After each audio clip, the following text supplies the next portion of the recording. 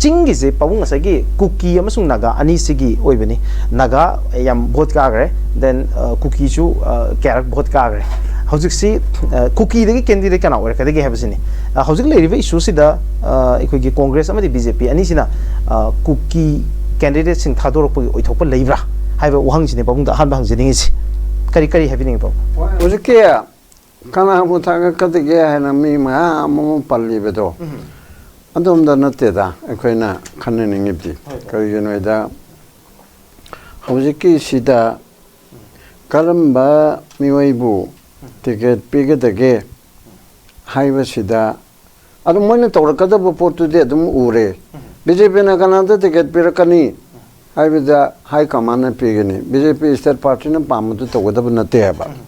ꯑꯩꯈꯣꯏꯒꯤ ꯁꯤꯗ ꯗꯦꯃꯣꯀ꯭ꯔꯦꯁꯤꯗ ꯏꯟ ꯗ name of democracy ꯑꯣꯏꯔꯒ ꯄꯥꯔꯇꯤꯒꯤ ꯗꯤꯛꯇꯦꯇꯔꯁꯤꯞꯁꯤ ꯑꯩꯈꯣꯏꯒꯤ ꯅꯦꯁꯅꯦꯜ ꯄꯥꯔꯇꯤꯒꯤꯗꯤ ꯄꯥꯔꯇꯤꯅ ꯗꯤꯛꯇꯦꯠ ꯇꯧꯋꯦꯕ ꯑꯦꯛꯁꯦꯞ ꯂꯦꯞꯀꯨꯝꯕ ꯅꯠꯇꯅ ꯀꯣꯡꯒ꯭ꯔꯦꯁꯀꯤꯁꯨ ꯑꯗꯨꯒ ꯕꯤꯖꯦꯄꯤꯒꯤꯁꯨ ꯑꯥꯗ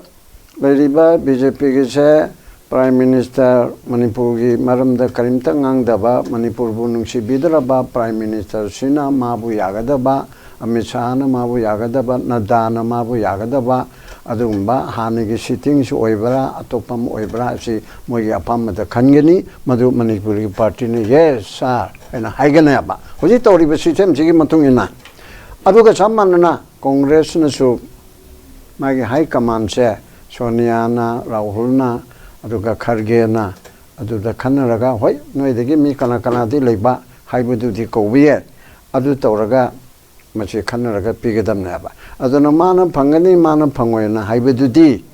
ꯍꯥꯏ ꯀꯃꯥꯟꯅ ꯌꯥꯕꯗꯣ ꯑꯗꯨ ꯄꯤꯔꯅꯤ ꯍꯥꯏꯕꯗꯨꯅ ꯃꯤꯁꯛꯇꯨ ꯈꯟꯕꯗꯒꯤ ꯋꯥꯅꯤ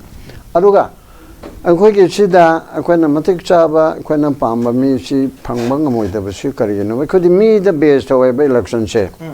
ꯑꯩꯈꯣꯏꯒꯤ ꯏꯂꯦꯛꯇꯣꯔꯦꯜ ꯁꯤꯁꯇꯦꯝꯁꯦ ꯗꯤ ꯐꯥꯁ ꯄꯥꯁ ꯗ ꯄꯣꯁ ꯍꯥꯟꯅ ꯁꯣꯛꯄ ꯂꯝꯖꯦꯟ ꯇꯥꯟꯅꯕꯗ ꯈ꯭ꯋꯥꯏꯗꯒꯤ ꯐ꯭ꯂꯦꯛꯇꯨ ꯄꯣꯁ ꯑꯗꯨ ꯍꯥꯟꯅ ꯁꯣꯛꯄ ꯃꯗꯣ ꯑꯗꯨꯅ ꯃꯥꯏ ꯄꯥꯛꯄ ꯑꯣꯏꯔꯦ ꯑꯇꯩꯗꯤ ꯃꯥꯏꯊꯤꯕ ꯑꯣꯏꯔꯦꯕ ꯃꯔꯝ ꯑꯗꯨꯅ ꯑꯗꯨꯒꯨꯝꯕ ꯍꯧꯖꯤꯛꯀꯤ ꯄ꯭ꯔꯖꯦꯟ ꯏꯂꯦꯛꯇꯣꯔꯦꯜ ꯁꯤꯁꯇꯦꯝꯁꯦ ꯀꯦꯄꯤꯇꯥꯂꯤꯁꯀꯤ ꯑꯣꯏꯕ ꯑꯗꯨꯒ ꯀꯔꯞꯁꯟꯗ ꯕꯦꯁ ꯇꯧꯕ ꯑꯗꯨꯒꯨꯝꯕ ꯃꯤ ꯂꯥꯛ 5 ꯂꯩꯕꯗ ꯃꯤ 10 ꯂꯦꯞꯄꯗ ꯂꯥꯛ 1 ꯈꯛ ꯐꯪꯕꯅ ꯚꯣꯠ ꯀꯥꯗꯣꯔꯤꯕꯅꯦꯕ ꯂꯦꯝꯍꯧꯔꯤꯕ 4ꯗꯨꯅꯗꯤ ꯌꯥꯔꯣꯏꯗꯣꯔꯤꯕ ꯑꯦꯁꯦꯝꯕ꯭ꯂꯤꯗ ꯍꯥꯏꯔꯒ ꯃꯤ 50,000 ꯂꯩꯕꯗꯨꯅ ꯃꯤ 8 ꯂꯦꯞꯄꯦ ꯑꯗꯨ 5,000 ꯈꯛ ꯐꯪꯕꯗꯨꯅ ꯈ꯭ꯋꯥꯏꯗꯒꯤ ꯍꯦꯟꯕ ꯑꯣꯏꯔꯦ ꯃꯥ ꯀꯥꯗꯣꯔꯤꯕꯅꯦꯕ 15,000ꯗꯨꯅ ꯌꯥꯗ꯭ꯔꯕꯁꯨ ꯑꯁꯤꯒꯨꯝꯕ ꯑꯩꯈꯣꯏꯒꯤ ꯗꯦꯃꯣꯀ꯭ꯔꯦꯁꯤꯒꯤ ꯏꯟꯗꯤꯌꯟ ꯗꯦꯃꯣꯀ꯭ꯔꯦꯁꯤꯗ ꯈꯤꯇꯪ ꯑꯁꯣꯏꯕ ꯗꯤꯐꯦꯛ ꯂꯩꯕ ꯄꯣꯠ ꯑꯁꯦ ꯆꯞ ꯆꯥꯕ ꯃꯦꯖꯣꯔꯤꯇꯤꯅ ꯈꯟꯕꯗꯨ ꯉꯝꯗꯕ ꯄꯣꯠ ꯑꯃ ꯑꯣꯏꯍꯜꯂꯦꯕ ꯃꯦꯖꯣꯔꯤꯇꯤ ꯍꯥꯏꯔꯗꯤ ꯇꯪꯈꯥꯏꯗꯒꯤ ꯑꯃ ꯆꯥꯝꯃ ꯃꯅꯨꯡꯗ 51ꯅ ꯃꯦꯖꯣꯔꯤꯇꯤꯅꯤꯗꯅ 94ꯗꯨꯗꯤ ꯃꯥꯏꯅꯣꯔꯤꯇꯤꯅꯤꯗꯅ ꯑꯗꯨꯒꯤ ꯄꯣꯠ ꯑꯗꯨ ꯑꯣꯏꯗꯦꯕ ꯑꯗꯨꯅ ꯃꯤꯗꯨꯗ ꯃꯥꯒꯤ ꯄꯔꯁꯣꯅꯦꯂꯤꯇꯤꯗꯨꯗ ꯌꯦꯡꯉꯒ ꯃꯥꯒꯤ ꯍꯩꯁꯤꯡꯕ ꯈꯗ꯭ꯔꯛꯇ ꯑꯣꯏꯔꯣ ꯄꯩꯁꯥ ꯌꯦꯟꯕꯗ ꯑꯣꯏꯔꯣ ꯑꯃꯗ ꯑꯣꯏꯔꯣ ꯉꯥꯡꯕꯒꯤꯗ ꯑꯣꯏꯔꯣ ꯃꯗꯨꯗ ꯌꯦꯡꯉꯒ ꯄꯥꯔꯇꯤꯗꯨꯒꯤ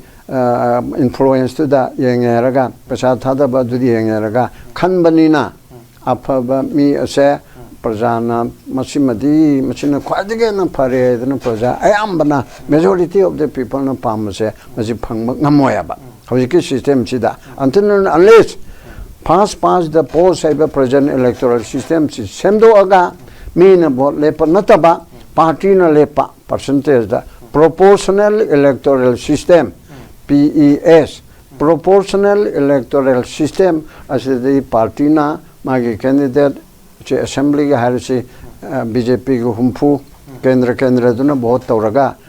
ꯑꯗꯨꯒꯨꯝꯕ ꯊꯥꯒꯠꯂꯒ ꯇꯧꯕ ꯂꯅꯥꯏ ꯑꯣꯏꯅ ꯆꯤꯐ ꯃꯤꯅꯤꯁꯇꯔ ꯑꯣꯏꯔꯤꯕꯗꯨꯅ ꯄꯥꯔꯇꯤ ꯄ꯭ꯔꯁꯤꯗꯦꯟ ꯑꯣꯏꯔꯤꯕꯗꯨꯅ ꯇꯣꯝꯗꯒꯤ ꯍꯦꯜꯂꯤꯗꯨꯅ ꯃꯣꯏꯔꯥꯡꯗꯒꯤ ꯊꯥꯒꯠꯂꯛꯑꯣ ꯑꯗꯨꯅ ꯑꯗꯨꯗꯤ ꯊꯥꯒꯠꯂꯛꯑꯣ ꯍꯥꯏꯕ ꯅꯠꯇꯕ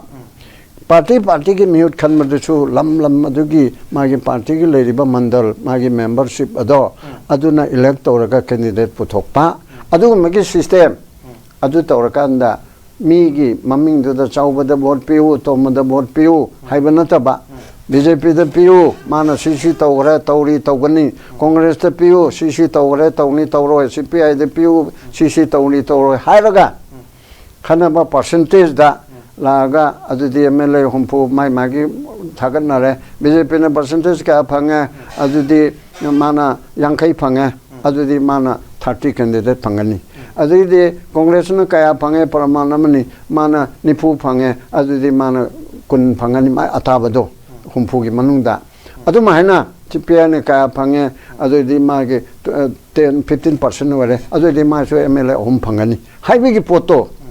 mari phangani haibi gi poto adu da la kan di voto afava miyamna pamasi phangane aba haibi di party du gi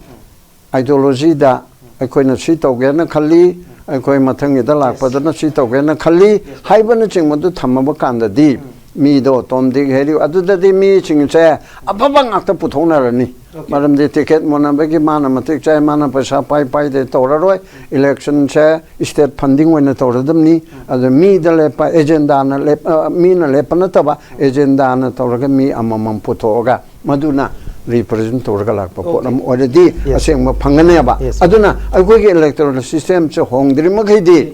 prajana chap chana pamba ma mangai re na haibse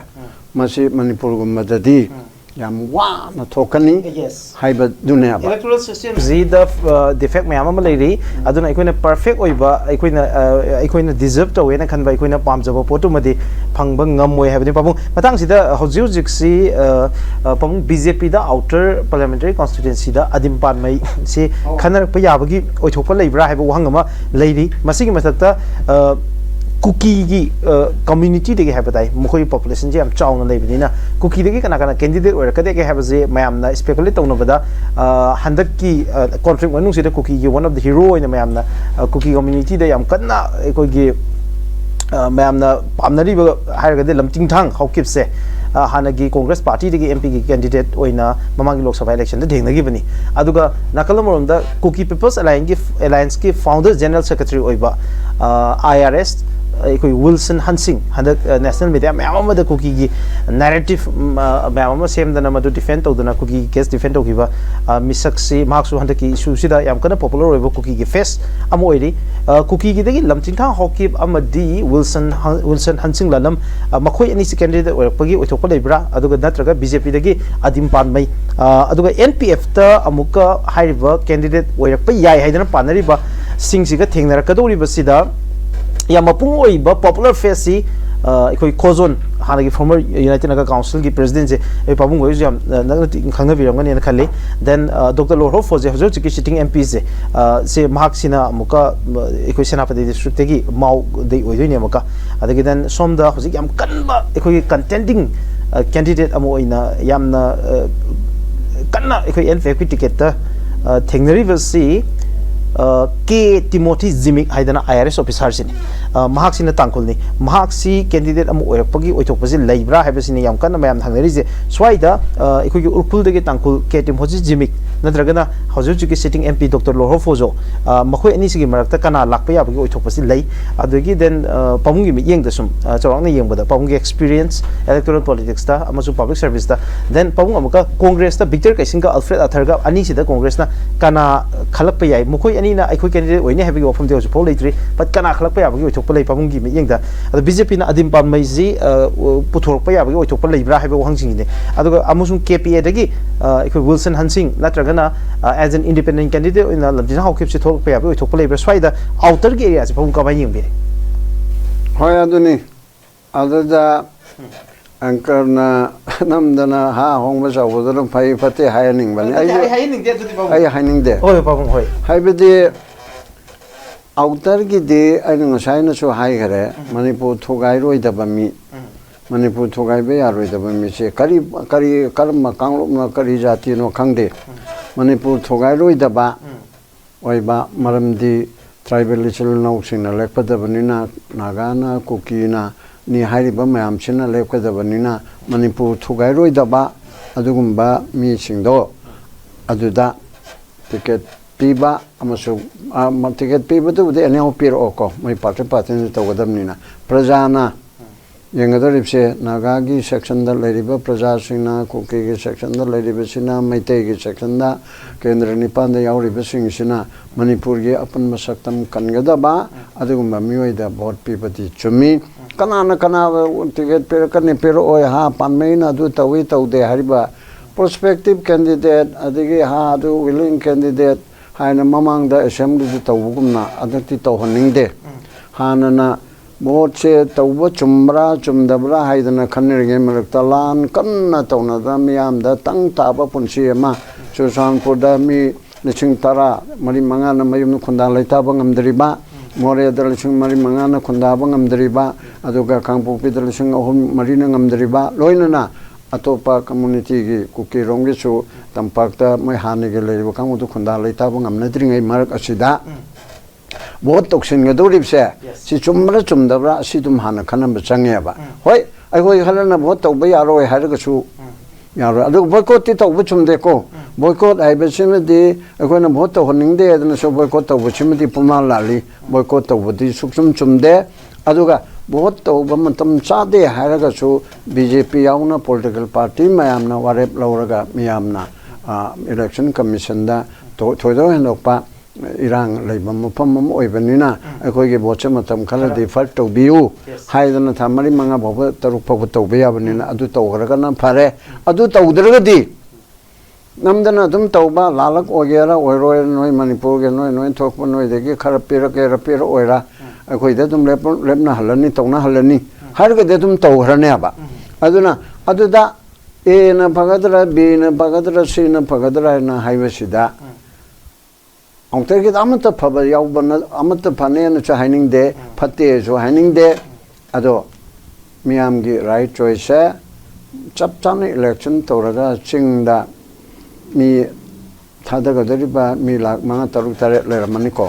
achina bo thadaba chap chana thadaba phangba adu bu oibam chu change ba natadana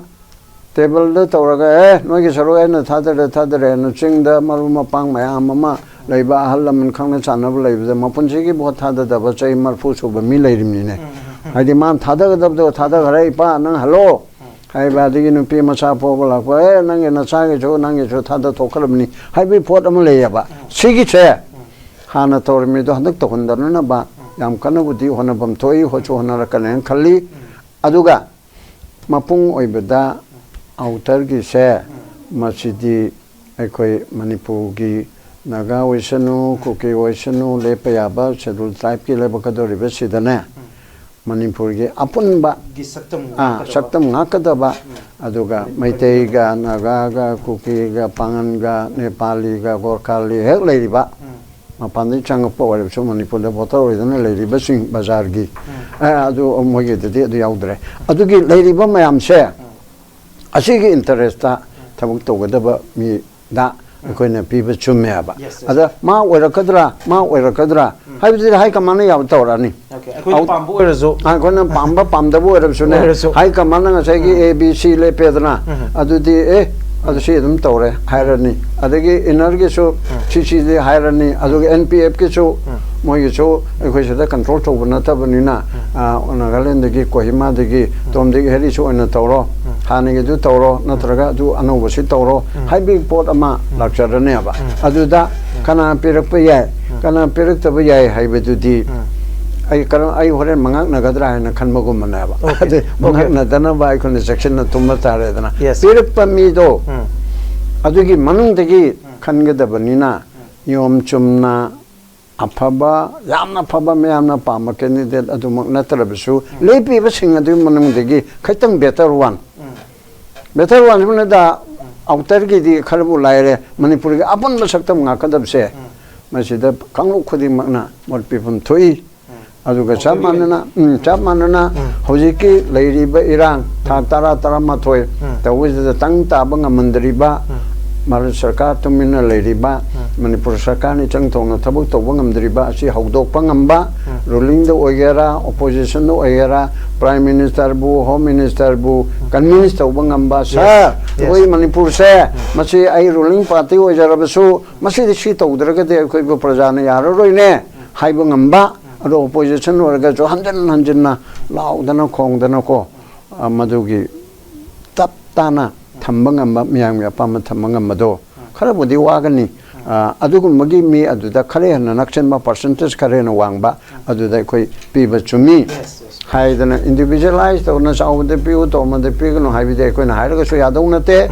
अदुगा Manipur की प्रजा के अपामद पियो हाइबसु यागदब नते party न Pamba party अति state party न पामदुमक फंगोइदोरिमनी मी अहुम मरि सुदिगे खनबिरो हाइबदु ए छि तौरो अतोपम तौरगे अन हाइबसु यायबा यस अदुनी ओके पामुंग थैंक यू सो मच या मरिक चुमना अदुगा यामना खंदबा याबा वहंतो यामबा हाइदी वाफम मैम पामुंग थंबीबगी दम पामुंग थागचरी अखोइदा who will be our candidate कना अखोइ कैंडिडेट ओइगदगे हाबदो मरु ओइदे अखोइ कैंडिडेट सिंगदो करम कैंडिडेट ओइगनी अमसु मखोइना अखोइगी इशू सिंगसे करमना पार्लियामेंट एड्रेस तोगनी अमसु सेंट्रल लीडर्स सिंग प्राइम मिनिस्टर यावना यूनियन मिनिस्टर मैम सिदा अखोइगी interest and aspiration sing se kamai na bargain to godage akhoi gi issue sing se kamai na convince to godage habaduna hena maru ai habajini pabung thambiri baje taseng na akhoi na apamba candidate natraga foba candidate habaje manipur gi saktum ngakpo ngudwa manipur gi apun gi saktum kan ngudwa manipur kairoi daba amasung kaheloi daba amasung hojik any manipur gi thole iba social amasung political issues mayam se matam chana address to bungamba adugumba compatible over the sing to takale habajini khoi pabung thambiri baje